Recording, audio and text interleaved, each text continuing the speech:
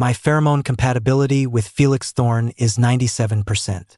Despite our near-perfect match, he never had a shred of affection for me. After 5 years of marriage, I asked for a divorce. Felix agreed without a moment's hesitation. But a month later, during his rut, he showed up at my door with our son. Gary was crying, begging for me to hold him. "Mommy, can you please come home? Daddy says he can't sleep without your scent." I ignored the sobbing child in front of me and directed my cold gaze to the man behind him. "Felix, what is this? Johnny, he's your son too. Can you really be this heartless and just abandon him?" "We're divorced," I said, pushing the door outward. "You and your son have absolutely nothing to do with me." "But my rut is starting," Felix said, wedging his fingers in the door jamb, as if daring me to slam it. "The clothes you left behind have lost their scent. Can you just give me—" "No." I shut him down without mercy. "If you don't leave, I'm calling the cops." "Johnny, what's going on out there?" My colleague, Miles, heard the commotion and came out of the guest room. "Who's this?" "No one. Just some people who don't matter." Felix's hand slowly slid off the doorframe. "You already have a new alpha? None of your business." I shut the door completely. Felix was still yelling outside, all his usual composure gone. "Johnny, you still carry my mark. You're still my omega. What gives you the right to find another alpha so quickly?" I sighed and quietly sent a message to building security. A few moments later, Felix and Gary were gone from my doorstep. I looked at Miles. "Miles, when can we schedule the gland removal surgery?" My pheromone compatibility with Felix Thorne is 97%. According to the principles of pheromone compatibility, the higher the match between an alpha and an omega, the greater their potential for a happy life together. But for Felix and me, that principle was a joke. The higher our compatibility, the more he loathed me. He used to say to me all the time, "Do you omegas think a high compatibility score solves everything? This was an arranged marriage. I could never love you." I actually understood him. Felix had always been fiercely independent and lived life on his own terms. Naturally, he wouldn't want to be tied down by marriage so early. So after we got married, he was almost never home during the day. The only times we were intimate were during our respective ruts and heats. That's how Gary came to be. Beyond that, there was nothing. First, he hated Gary too. But I could never hate my own child. I remember when I first gave birth to him, touching his soft cheeks and his tiny body. But later, Gary's grandfather started taking him away all the time. They said an omega couldn't possibly know how to raise a child. And Felix never stopped them. He just let it happen. A child's mind is so easily shaped. By the time I wanted to change things, it was too late. He would often look up at me with his innocent face and say, "Mommy, you're an omega. You shouldn't be out in public so much. You should just stay home and take care of Daddy." Isn't that what omegas are born to do? In the beginning, I tried to accept it. I tried to be the perfect homemaker, managing the household, cooking, and soothing an alpha in his rut. Life went on like that for 5 years. But after my grandmother passed away, I suddenly grew tired of it all. My grandmother was an omega who spent her entire life cooped up at home, serving her husband and raising her children. From the moment she married, her future was set in stone. After a long cry, I got up and drafted a divorce agreement. I was willing to walk away with nothing, even giving up custody of Gary. All I wanted was to leave the home I had shared for 5 years with an alpha who didn't love me. Perhaps out of respect for our years together, Felix gave me a generous settlement. He offered, so I saw no reason to refuse. A week after the divorce, Felix called me. I was already asleep but groggily picked up. His voice, tinged with youthful impatience, came through the phone. "Johnny, where do you usually keep my ties?" I answered on instinct. "The third drawer on the left side of the closet." "Got it." He hung up. Just as I was drifting off again, he called back. "What about Gary's spare school uniform? There's only one set on the balcony, and it doesn't seem dry. Bottom shelf of the closet in his room." "Oh, right." "Felix," I said, unable to stop myself. "What? Don't call me again. I'll make you a list of where everything is." "Okay." Felix grumbled on the other end. You make me sound like a man-child. You're the one who puts things in weird places. You're right, my mistake, Mr. Thorne. I really need to get some sleep. Can't you just come over for a bit? No, I said flatly. I'm not your maid. After that, Felix didn't call again. Until a month later when his rut hit. He did something I never would have imagined. Showing up at my door with Gary. The ever-dignified Felix Thorne would probably die of shame if he remembered what he'd done when he was clear-headed. Sure enough, he didn't bother me again after that day. As my gland removal surgery approached, Miles stayed at my place to monitor my condition. Thankfully, everything was normal. Right before I was wheeled into the operating room, I heard the sound of someone running. The person seemed frantic, their heavy footsteps echoing clearly in the quiet hospital corridor. Then I heard a familiar voice. It was Felix. He was shouting my name. Johnny! Johnny! He seemed to be yelling something else, but the heavy doors of the operating room swung shut, cutting off the rest of his words. I closed my eyes, my heart perfectly still. First, the removal of the mark, then the removal of the gland. I could feel the part of another alpha inside me slowly being drawn away. Miles was performing the surgery himself. If it succeeded, I would be the first successful case of a total gland removal. I would be free from the inherent gender discrimination between alphas and omegas, free from the trouble of heats, and free from the so-called principles of pheromone compatibility. We could even patent the procedure and offer it to the public, to everyone who needed it. If it failed, I would become a broken omega. No matter the outcome, I was ready to accept it, because from this moment on, I was finally, completely an independent omega. When I opened my eyes again, my vision was a blur of white. I blinked a few times and realized someone was sitting by my bed. When Felix saw I was awake, his eyes slowly turned red. Johnny, you were so cruel. I had no response to Felix's accusation. Our lab had been researching this technology long before I married him. In this era where ABO equality was a fantasy, everyone was trapped, unfree. That's why the principle of pheromone compatibility existed. A high match was everything. I had seen countless unhappy couples forced apart by compatibility scores or gender. And then there were cases like ours. This was my choice. Why would you do this? Do you hate me that much? Why would I hate you? I frowned, a dull ache throbbing at the back of my neck. I already told you this was my own choice. You don't have to make everything about you. Thinking everything I do is because of you. You're overthinking it. Felix seemed at a loss for words. Johnny, actually, I don't hate you that much. I just didn't like being forced into a marriage, being forced to do things, so I took it out on you. I let out a long sigh. Felix, you held a grudge against me for 5 years. Should I call you stubborn or just clueless? You know perfectly well that I did nothing wrong. Why did I deserve to be treated like that by you? When it comes down to it, you just never, ever respected me. And now we're divorced. We don't need to have anything to do with each other anymore. So let's not get stuck on this. I pressed the nurse's call button by the bed. A nurse quickly entered from the hallway. Could you please show this gentleman out? I'd like to rest. Thank you. With that, I turned away from Felix. After a month in the hospital and a 6-month recovery and observation period, our team finally declared, through tears of joy, that the gland removal surgery was a complete success. The next step was to file the patent and bring the procedure to the public. The road ahead was guaranteed to be tough.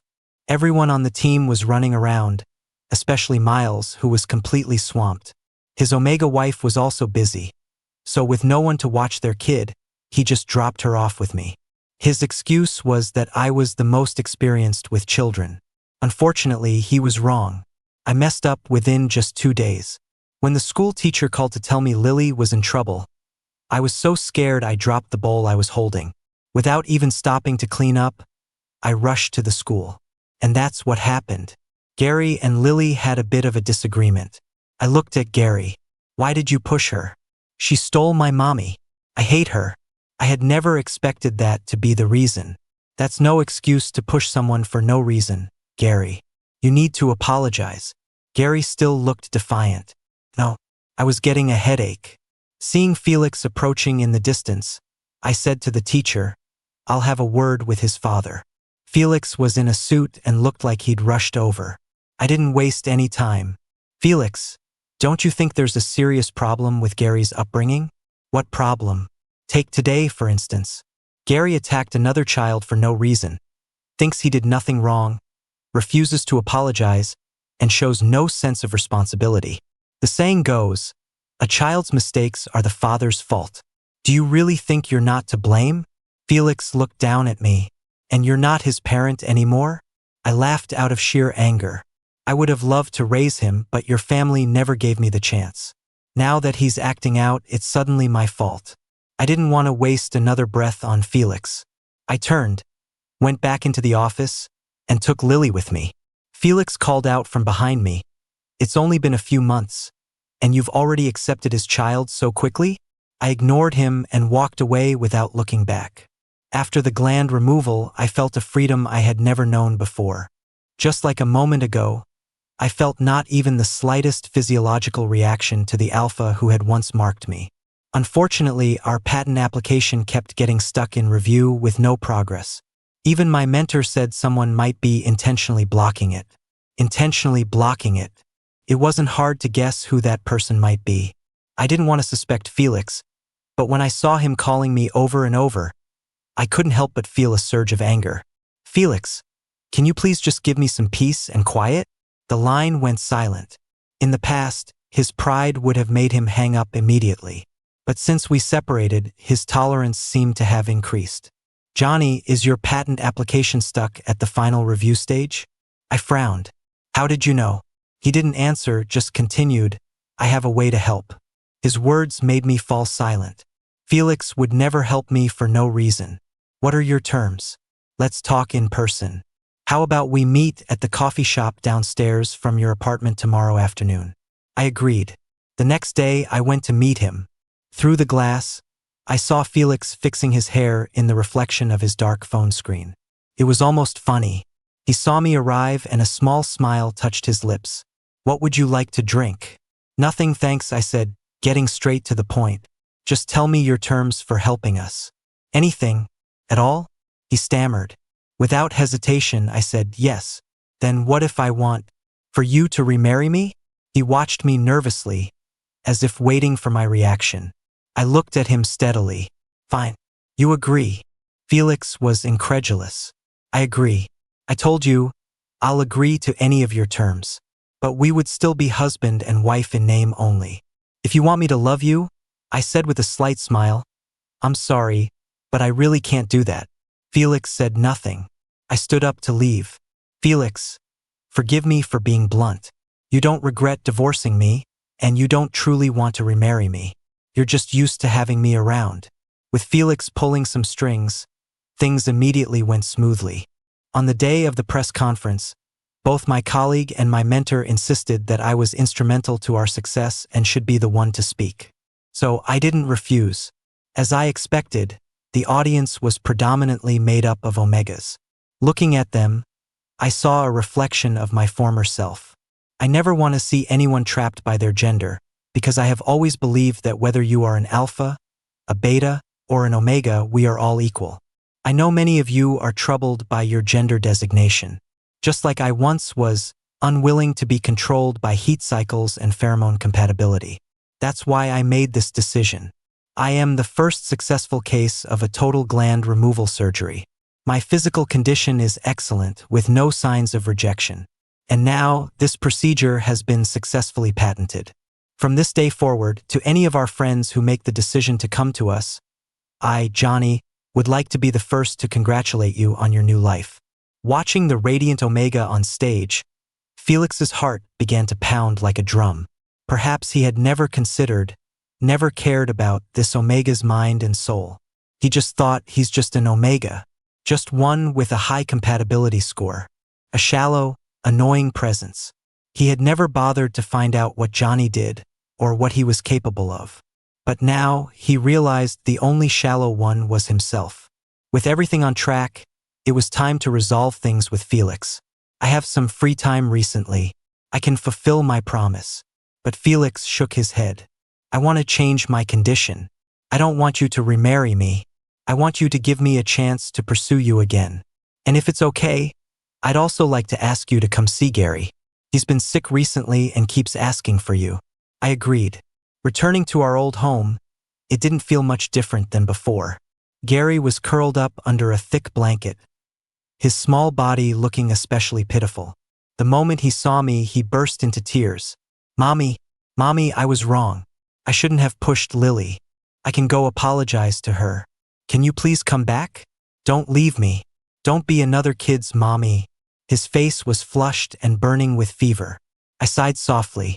Gary, you shouldn't be apologizing to me. You need to apologize to Lily in person and ask for her forgiveness. I know. You're sick. You should get some rest.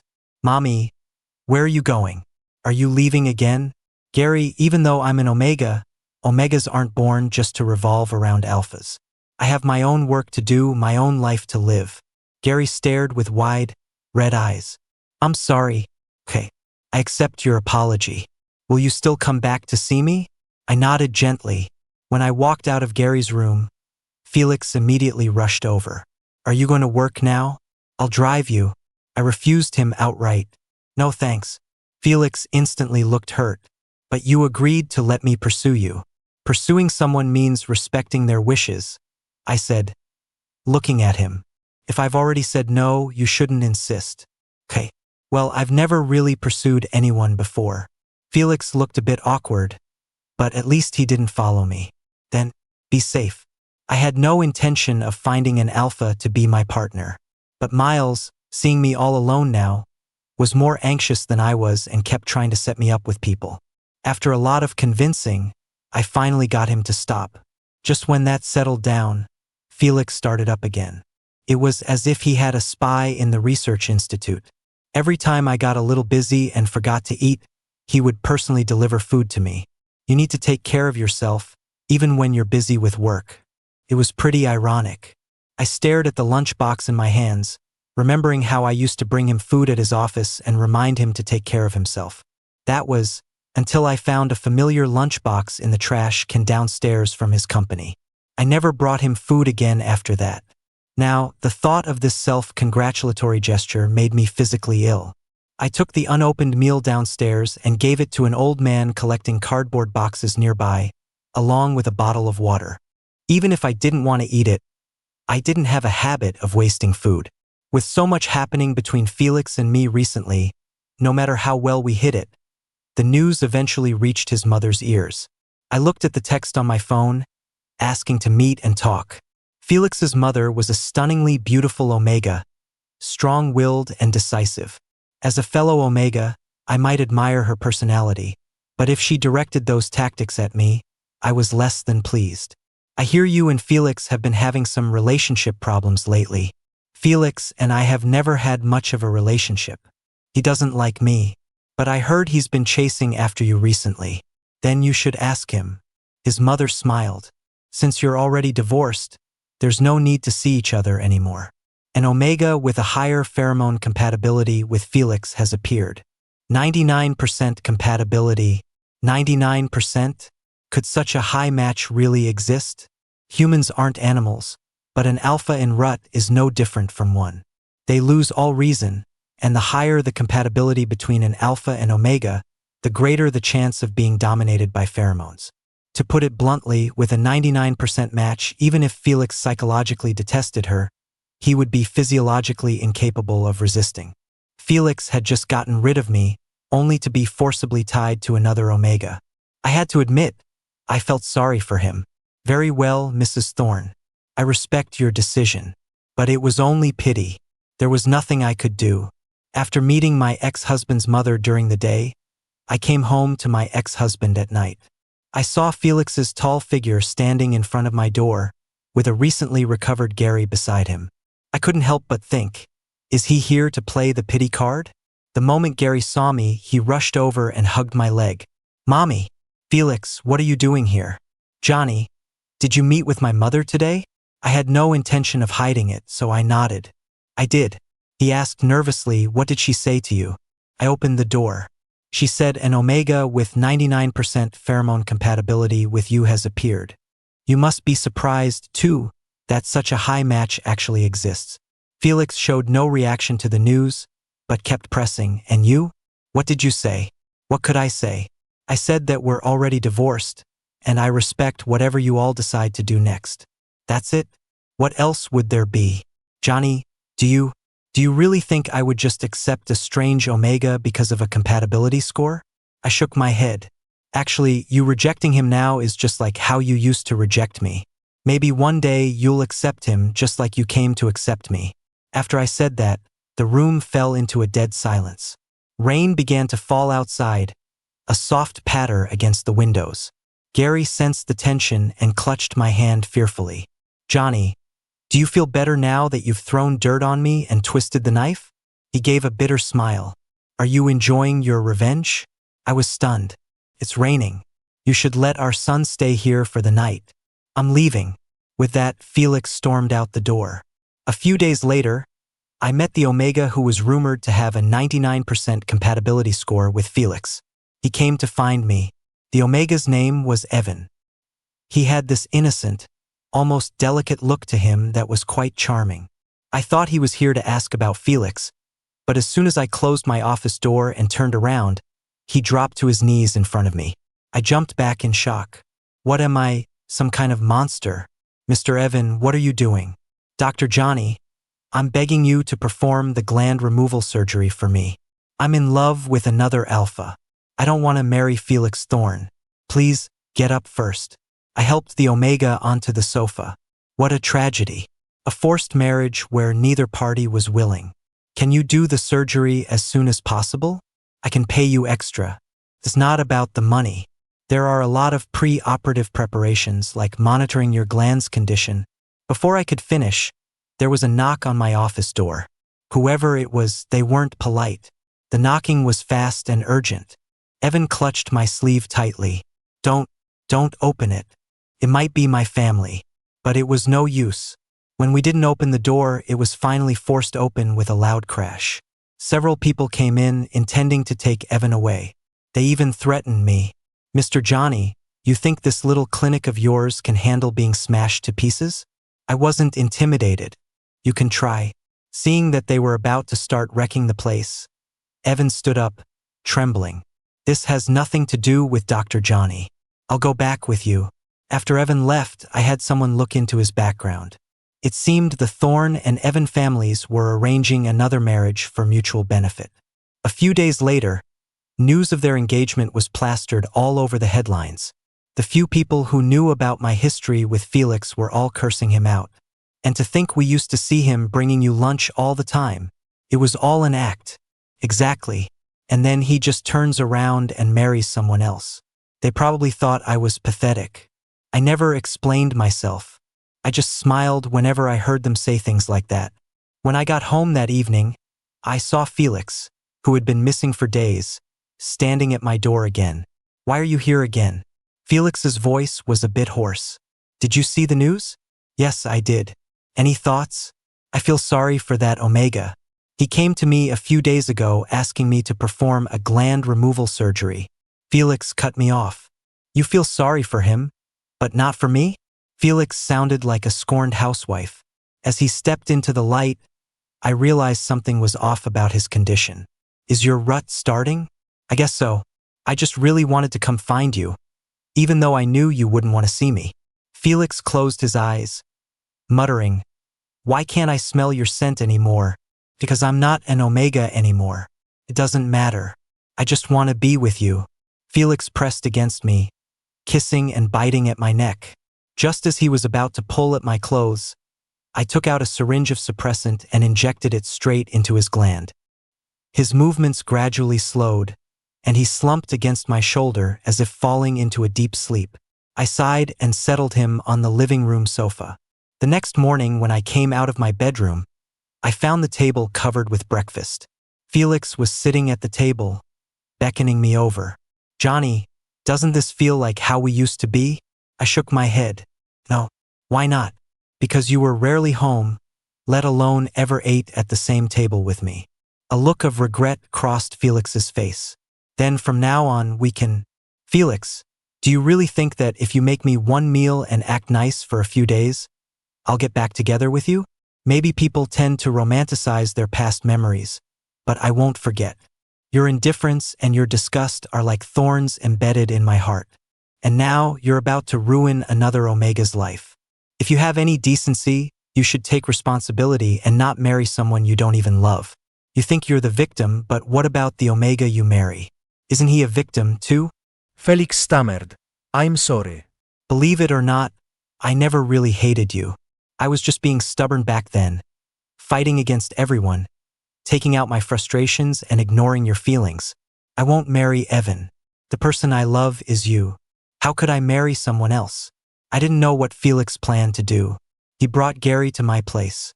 I might need you to look after Gary for a few days. Once I've handled everything, I'll come back for you both. Gary sat quietly on the sofa. Looking at him, I felt a little lost. It had been so long since we had acted like a normal parent and child.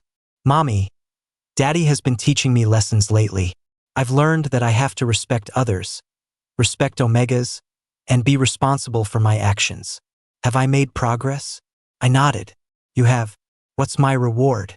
Gary's eyes lit up. I want Mommy to take me to the amusement park.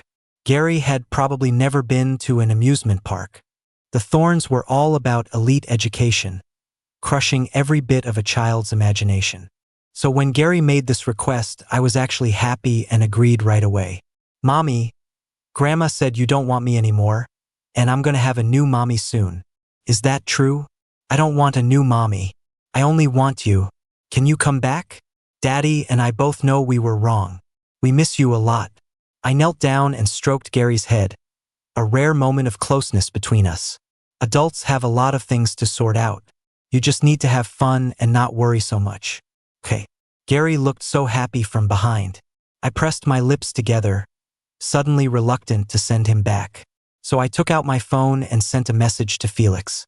When are you coming to pick Gary up? For a long time, there was no reply. It was the calm before the storm. My left eye had been twitching nervously for the past few days. That afternoon, when I was picking Gary up from school, I received a call from an unknown number. My intuition told me to answer. The background was noisy. Felix? I asked tentatively. Johnny, they've locked me in a room with Evan. He's in heat right now, but don't worry. I won't touch him, and I won't hurt him. I froze on the spot. What? Johnny, sometimes I resent you. Why are you so good to everyone else, but so cruel to me? Is it just because of what I did in the past? Felix seemed to laugh. Of course it is. It's because I messed up. But I think I'm about to atone for my sins. I really know I was wrong, but you never seem to believe me. Felix paused. It's okay. I'll prove it to you. A terrible feeling started to grow in my gut. Felix, what's wrong with you? Are you at the Thorn estate? Felix? Felix. No matter how many times I yelled his name, there was no answer. I looked at my screen and saw the call had already been disconnected. I immediately called 911 and rushed toward the Thorn family home. Then I sent a message to Miles. Miles, when you pick up Lily, could you please grab Gary too and take him to your place for now? I have something extremely important I need to do. By the time I arrived, the situation was already out of control.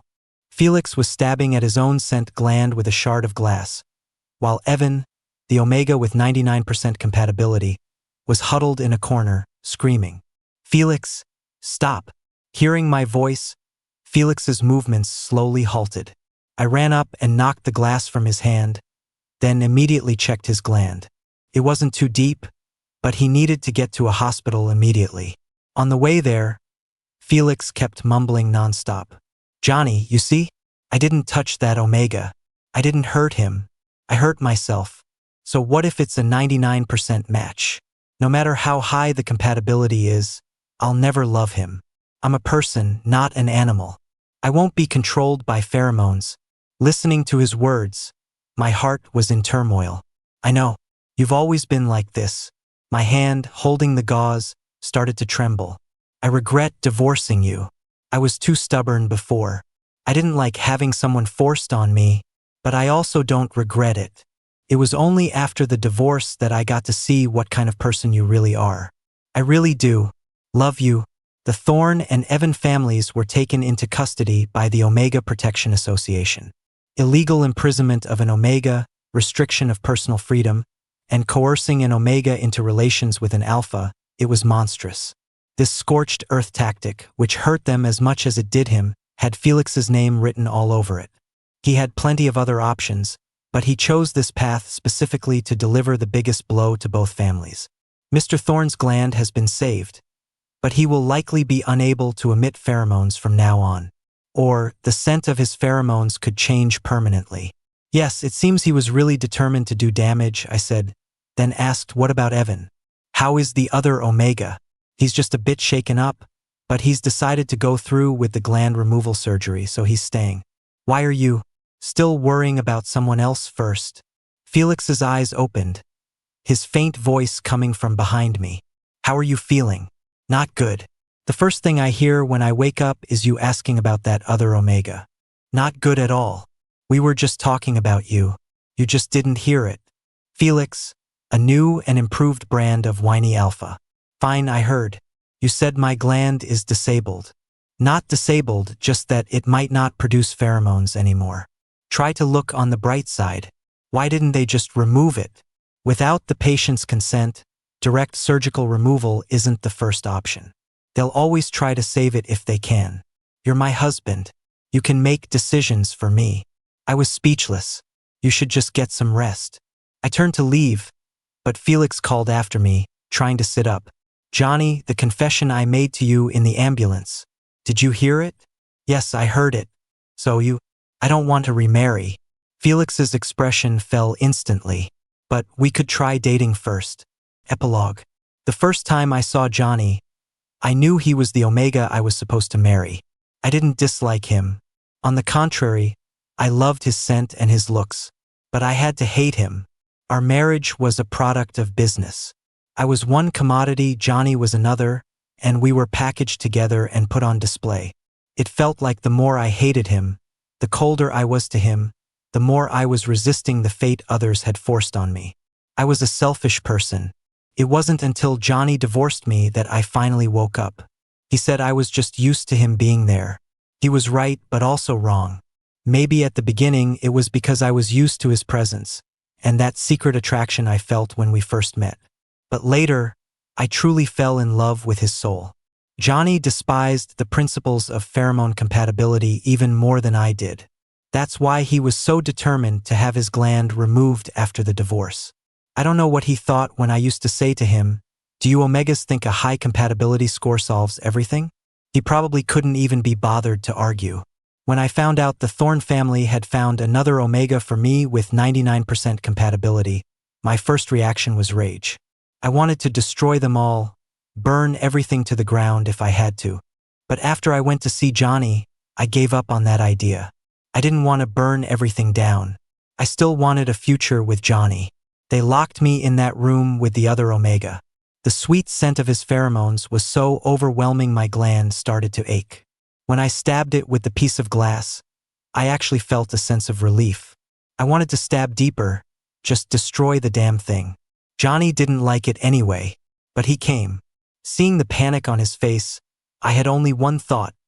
This time, I finally did something right. So I seized the moment, telling him everything I'd ever wanted to say in the ambulance. Thankfully, it paid off. I used to think Johnny was hard-hearted, but now I think he's softer than anyone.